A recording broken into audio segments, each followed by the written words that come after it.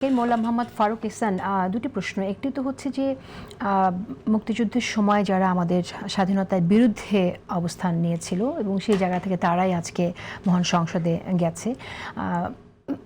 এই জায়গাটাতে আমি আপনার কাছে প্রশ্ন রাখতে চাই যে আপনারা স্পেসিফিক তাদের কাছ থেকে একটা ক্ষমা কখনো এই সংসদে চাইবেন কিনা, জানতে যে তাদের সেই সময়ের অবস্থানের জন্য মহান সংসদে দাঁড়িয়ে আজও তো তারা তাদেরকেই নেতা হিসেবে মানেন সেই সময় যারা কিনা আসলে স্বাধীনতার বিরুদ্ধে ছিল, নাম্বার ওয়ান। নাম্বার টু হচ্ছে যে আশরাফ কায়সার যেমনটি বললেন যে ৭১-এ তখন তারা বেকায়দায় ছিলেন, এখন তাদের কায়দা হয়েছে, তারা ফিরে এসেছে। আজ যারা আসলে ঠিক একই অপরাধে বেকায়দায়, তারাও কি আবার একই পন্থায় একসময় কায়দা ফিরে সংসদে যাবে কিনা, সেই জায়গাগুলো আপনি ভাবেন কি? আচ্ছা, ধন্যবাদ। আচ্ছা, এখানে যেটা ঘটছে সেটা হচ্ছে সাবেক সংসদ সদস্যদেরকে নিয়ে, সাবেক সংসদ সদস্য যারা ছিলেন তাদের প্রত্যেকের জন্য শোক প্রস্তাব হয়েছে। এখানে মতিয়া চৌধুরী ছিলেন, রমেশচন্দ্র সেন ছিলেন, আরও আওয়ামী লীগের যারা এখন কারাগারে আছেন তারাও ছিলেন। আর এর পাশাপাশি ওনাদের যে শোক প্রস্তাব সেটাও ওখানে ঘটছে আর কি।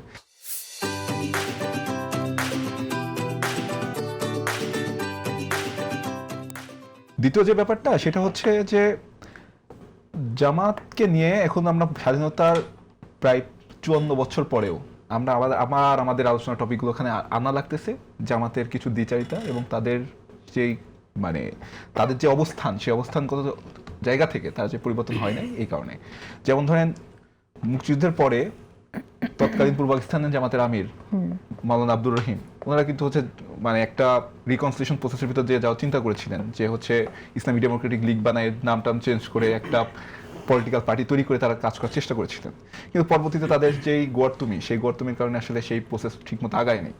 তবে আরেকটা যে বিষয় সেটা হচ্ছে যে আসলে জামাতের নেতৃত্বটা কিন্তু যারা আপনার নিহত হয়েছেন, তারা তাদের যে রাইট টু ডিফেন্স, যে ডিফেন্সটা, যেই আমরা যে বলি যে হচ্ছে বিচারিক আদালতে তাদের আত্মপক্ষ সমর্থনের যে সুযোগটা, এই সুযোগটা কিন্তু ঠিকমতো পাওয়া যায় নাই এবং বিচারিক প্রক্রিয়া একটা খুব বড় ধরনের একটা ত্রুটি রয়ে গেছে। এই কারণে আসলে আমরা এই যে ৫৪ বছর পরেও এখন পর্যন্ত আমাদের এই একই টপিকে বারবার ফিরে আসা লাগতেছে, যে এটা মূলত এই দুইটা জিনিস, একটা জামাতের গোয়ারতুমির কারণে, আর একটা হচ্ছে আওয়ামী লীগের যে তাদের যে অন্যায় অবিচারগুলো করেছে গত ১৫ বছর, যদি আমি বলি ১৬ বছরে যে নির্যাতন করেছে এবং তাদের নেতৃবৃন্দকে যে বিচারিক হত্যাকাণ্ড যে ঘটনাগুলো ঘটেছে এই কারণে। তবে একটা বিষয় হচ্ছে যে তারা এখন, আমার যে প্রত্যাশা যেটা থাকবে, একটা বিষয় এসছে সেটা হচ্ছে যে শহীদ মিনারে তাদের ফুল দেওয়া থেকে শুরু করে জাতিসংগীতে দাঁড়ানোর ব্যাপারে। কারণ একটা বিষয় আপনি জানেন কিনা জানি না, তবে জামাত একটা শরিয়াপন্থী দল। তাদের আলটিমেট যদি আমি গোল ধরি সেটা হচ্ছে যে ইসলামী রাষ্ট্র প্রতিষ্ঠা। এখন সেই জায়গা থেকে তারা তো অবশ্যই রাষ্ট্রীয় আস্থার হিসেবে এতটুকু করতে পারে, তারা তো মন থেকে এটা করবে না, তাদের তো একটা নিজস্ব রিলিজিয়াস একটা বিলিফ থাকবে না। রিলিজিয়াস বিলিফ হলে তাহলে সেটা ডিক্লাইন করবে। এখানে এরকম কোনো কিছু নেই যে সেটা করতেই হবে।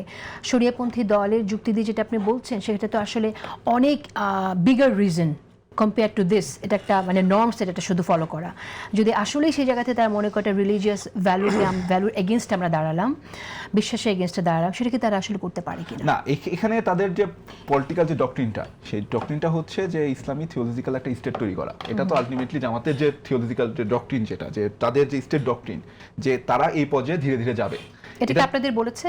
না, এটা তো আপনি জামাতের গঠনতন্ত্র থেকে শুরু করে মওদুদী যে লেখাগুলো, এখানে তো প্রত্যেকটা জায়গায় তো এই জায়গাটাতে তো আসলে তারা যাইতে চায়। তো এখানে তাদের যেমন ধরেন জামাতের আমির, তিনি যখন হচ্ছে শহীদ মিনারে যাচ্ছেন তখন তিনি বলতেছেন যে হচ্ছে আমরা রাষ্ট্রীয় আচার অনুষ্ঠানের জন্য এসেছি। কারণটা কি? কারণটা হচ্ছে তাদের যে থিওলজিক্যাল তো একটা ডক্ট্রিন আছে এবং তারা তো নিজেদেরকে ইসলামী দল হিসেবে পরিচয় দেয়, এবং এই জায়গা থেকে তাদের যে বিশ্বাসের জায়গা, সেই বিশ্বাসের জায়গা থেকে তারা এটা করতে পারে।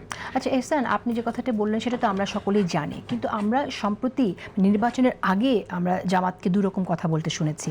এটা তো আমরা আগে থেকেই তাদের এই বক্তব্যটা সামনে ছিল, তাদের পার্টি কনস্টিটিউশনে আছে, এবং বিভিন্ন এলাকায় জামাতে যারা প্রার্থী তারাও কিন্তু একই কথাই বলেছেন, যাদের কাছে ভোট চেয়েছেন বা ইসলামে যাওয়ার জন্য, জান্নাতে যাওয়ার জন্য জামাত ইসলামকে ভোট দিতে হবে, সে কথাগুলো আমরা জানি।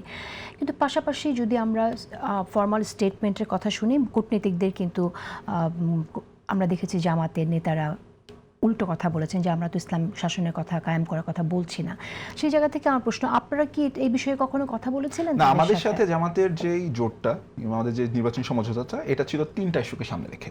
একটা হচ্ছে সংস্কার, একটা হচ্ছে বিচার, একটা হচ্ছে ভারতীয় আধিপত্যবাদ বিরোধের বিরুদ্ধে ঐক্যবদ্ধ সংগ্রাম। এই তিনটা ইস্যুকে সামনে রেখে আমাদের এই মেল জোটটা। আমাদের এটা কোনো থিওলজিক্যাল জন্য জোট ছিল না, কিংবা জামাতের যে ডকট্রিন, এই ডকট্রিনকে নিয়ে আমাদের কোনো জোট ছিল না। আমাদের স্পেসিফিক তিনটা বিষয় নিয়ে, এবং এখন পর্যন্ত আমরা যেটা নিয়ে আমরা রান করতেছি, এই তিনটা বিষয়কে সামনে রেখেই করছি, যে সংস্কার ইস্যুতে ঐক্যমত, বিচারের ইস্যুতে ঐক্যমত, এবং ভারতীয় আধিপত্যবাদের আমরা সংগ্রামের আসবো। ইস্যুতে তাহলে ঐক্যমত। আপনার এই কথাটা যেটা আপনি বললেন, সংস্কার বিচারে ভারতীয় আধিপত্যবাদের বিরুদ্ধে অবস্থান থেকে আপনারা জোট করেছেন, তাহলে ঠিক আসলে ভারতীয় আধিপত্যবাদের বিরুদ্ধে জামাত দাঁড়াবেই বা দাঁড়িয়েছেই, সেই আপনারা গ্যারান্টিটা কোথা থেকে পাচ্ছেন বা কিভাবে পাচ্ছেন আমরা বুঝলে আমাদের জন্য সুবিধা হবে।